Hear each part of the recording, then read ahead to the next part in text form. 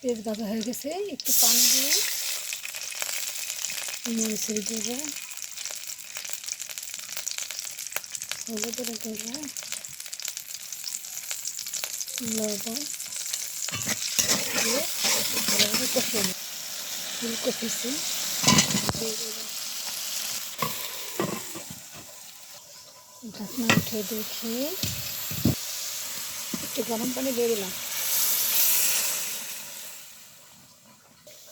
এবার ভাজা শিং মাছগুলো দিয়ে দেবো, বলক উঠছে।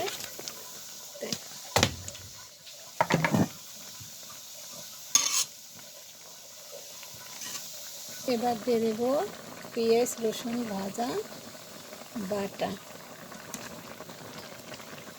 আর দেবো জিরার গুঁড়ো। সব শেষে দেবো ছাদের টবের ধনিয়া পাতা।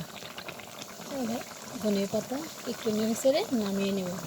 এই হয়ে গেল আমার শিং মাছের ফুলকপি সিম দিয়ে রান্না রেসিপি। সবাই ভালো থাকুন, সুস্থ থাকুন, আল্লাহ হাফেজ।